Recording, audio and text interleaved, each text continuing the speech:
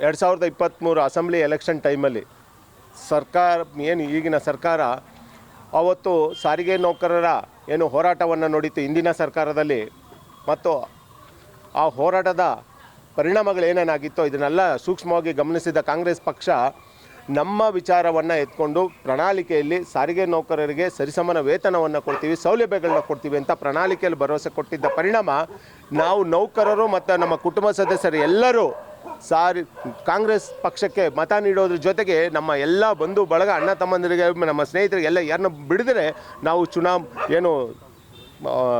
ಕಾಂಗ್ರೆಸ್ ಪಕ್ಷಕ್ಕೆ ವೋಟ್ ಮಾಡಿ ಅಂತ ನಾವು ಹೇಳ್ಕೊಂಡಿದ್ವಿ. ತದನಂತರ ಕಾಂಗ್ರೆಸ್ ಪಕ್ಷ ಸರ್ಕಾರಕ್ಕೆ ಬಂದ ಮೇಲೆ 3 ವರ್ಷ ಆಯಿತು. ನಾವು ಸರ್ಕಾರಕ್ಕೆ ಮನವಿಗಳನ್ನ ಕೊಟ್ಟಿದ್ದು, ಶಾಂತಿಯುತ ಹೋರಾಟಗಳನ್ನ ಮಾಡಿದ್ದು, ಮತ್ತು ಯಾವ ರೀತಿಯಲ್ಲಿ ಮನವೊಲಿಸಬೇಕು ಆ ಕೆಲಸಗಳೆಲ್ಲ ಮಾಡಿದ್ರು ಸರ್ಕಾರಗಳು ನಮ್ಮ ಬೇಡಿಕೆನ ಈಡೇರಿಸುವ ನಿಟ್ಟಿನಲ್ಲಿ ಯಾವುದೇ ಕ್ರಮಗಳನ್ನ ಕೈಗೊಳ್ಳದೆ ಈಗ ನೋಡಿದ್ರೆ ಮತ್ತೆ ಅದೇ ಹಳೆಯ ಪದ್ಧತಿಯಲ್ಲೇ ಹೋಗಿ ನಾವು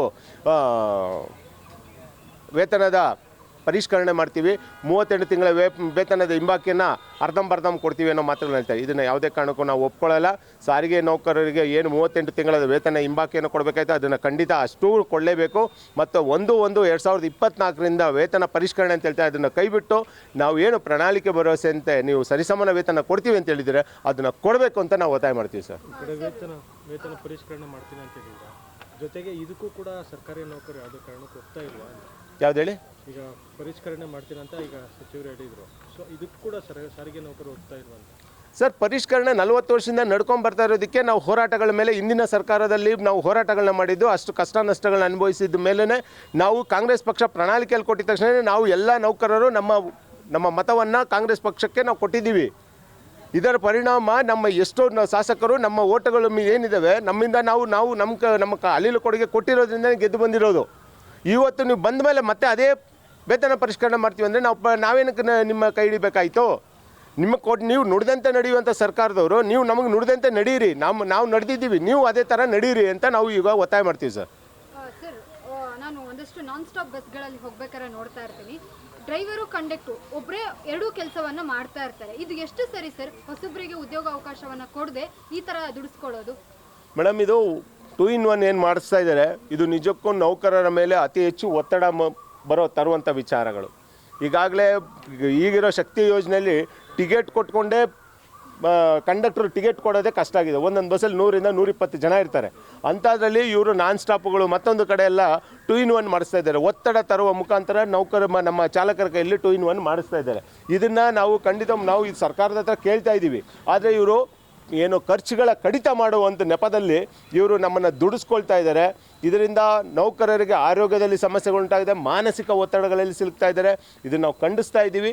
ಆದರೆ ಈಗಿನ ಇದಕ್ಕೆ ಅದನ್ನು ನಡೆಸ್ತಾ ಇದ್ದಾರೆ. ಮುಂದಿನ ದಿನಗಳಲ್ಲಿ ಇದ್ರ ಬಗ್ಗೆ ನಾವು ದೊಡ್ಡ ಧ್ವನಿಯನ್ನು ಎತ್ತುತ್ತೀವಿ ಮೇಡಮ್. ಸರ್, ಎಲ್ಲೋ ಒಂದು ಕಡೆ ಆ ಥರ ಮಾಡೋದ್ರಿಂದ ಯಾವ ಥರ ಏನಾದ್ರು ಅವರಿಗೆ ಎಕ್ಸ್ಟ್ರಾ ಕೊಡೋದಾಗ್ಲಿ ಸಂಬಳಗಳಲ್ಲಿ, ಅಥವಾ ಅವರಿಗೆ ಏನೂ ಇಲ್ಲ ಮೇಡಮ್, ಏನಿಲ್ಲ. ಅವ್ರಿಗೊಂದು ಬಾಟ ಅಂತ ಏನಿದೆ ಅದು ಮಾತ್ರ ಒಂದು ಎಕ್ಸ್ಟ್ರಾ ಕೊಡ್ತಾ ಇದ್ದಾರೆ ಅಷ್ಟೇ. ಆದರೆ ಅದನ್ನ ಅನುಭವಿಸಿರೋ ನೋವುಗಳು ಅವನಿಗೆ ಸಿಕ್ಕಾಪಟ್ಟೆ ಇದೆ. ಸರ್, ಈಗ ವೇತನ ಅಂತ ಬಂದಾಗ ಯಾವ ತರ ವೇತನ ಇರುತ್ತೆ ಸರ್? ಅಥವಾ ತಿಂಗಳು ಅವರಿಗೆ ವೇತನ ಆಗುತ್ತಾ? ಅಥವಾ ಈ ಶಕ್ತಿ ಯೋಜನೆ ಬಂದ ಮೇಲೆ ಎಷ್ಟು ಎಫೆಕ್ಟ್ ಆಗಿದೆ ವೇತನದ ಮೇಲೆ ಚಾಲಕರಿಗೆ? ಮೇಡಮ್, ನಮ್ಗೆ ಅದೇ ಹಳೇ ವೇತನ ಸಿಸ್ಟಮಲ್ಲೇ ಇದ್ದೀವಿ. ನಾವು ಏನೂ ಬದಲಾವಣೆ ಆಗಿಲ್ಲ. ನಮಗೆ ಶಕ್ತಿ ಯೋಜನೆ ಬಂದಿದೆ, ಶಕ್ತಿ ಯೋಜನೆಯಿಂದ ಸಂಸ್ಥೆಗೆ ಲಾಭ ಆಗಿದೆ ಅಂತಲೂ ಹೇಳ್ತಾ ಇದ್ದಾರೆ. ಹೌದು, ಅದೆಲ್ಲ ಒಂದು ಕಡೆ ಇರಲಿ. ಆದರೆ ಲಾಭಾಂಶ ಮಾತ್ರ ನಮ್ಮ ನೌಕರರಿಗೆ ತಲುಪ್ತಾನೇ ಇಲ್ಲ. ನಮಗಿನ್ನೂ ಅದೇ ಹಳೇ ಪದ್ಧತಿಯಲ್ಲೇ ಚೌಕಾಸಿ ವೇತನ ಪರಿಷ್ಕರಣೆ ಅಂತ ಹೇಳ್ಕೊಂಡು ಈಗ ನೋಡಿದ್ರೆ ಅದನ್ನು ಮಾಡಿರೋದನ್ನು ಸಹ 2023ರಲ್ಲಿ ಮಾಡಿದ್ದಾರೆ. 27ಕ್ಕೆ ಬನ್ನಿ, 30ಕ್ಕೆ ಬನ್ನಿ, ಇವೆಲ್ಲ ಮಾತುಗಳೆಲ್ಲ ನಮಗೆ ಸರಿಸಮಾನ ವೇತನ ಕೊಡ್ತೀವಿ ಅಂತ ಏನು ಭರವಸೆ ಕೊಟ್ಟಿದ್ರೆ 5 ಗ್ಯಾರಂಟಿಯಲ್ಲಿ ಇದು ಒಂದು ಗ್ಯಾರಂಟಿನೇ ಅಂತ ತಿಳ್ಕೊಳ್ಳಿ. ಸಾರಿಗೆ ನೌಕರರ ನಿಮ್ಮ ಶಕ್ತಿ ಯೋಜನೆ ಯಶಸ್ವಿಗೊಳಿಸಿರೋದು 5 ಗ್ಯಾರಂಟಿಗಳಲ್ಲಿ ಇದು ನಿಮಗೆ ಅತಿ ಮುಖ್ಯವಾಗಿ ಯಶಸ್ವಿನಗೊಳಿಸ್ಕೊಟ್ಟಿರೋಂಥ ನಮ್ಮ ಸಾರಿಗೆ ನೌಕರರು. ನಮಗೆ ಖಂಡಿತ ನೀವು ಏನು ಪ್ರಣಾಳಿಕೆ ಭರವಸೆ ಕೊಟ್ಟಿದ್ರೆ ಅದನ್ನು ಈಡೇರಿಸಬೇಕು. 38 ತಿಂಗಳ ವೇತನದ ಹಿಂಬಾಕಿಯನ್ನು ಕೊಡಬೇಕು. ಚಂದ್ರಶೇಖರ್ ಆರ್, KSRTC ನೌಕರ ಕೂಟದ ರಾಜ್ಯಾಧ್ಯಕ್ಷ.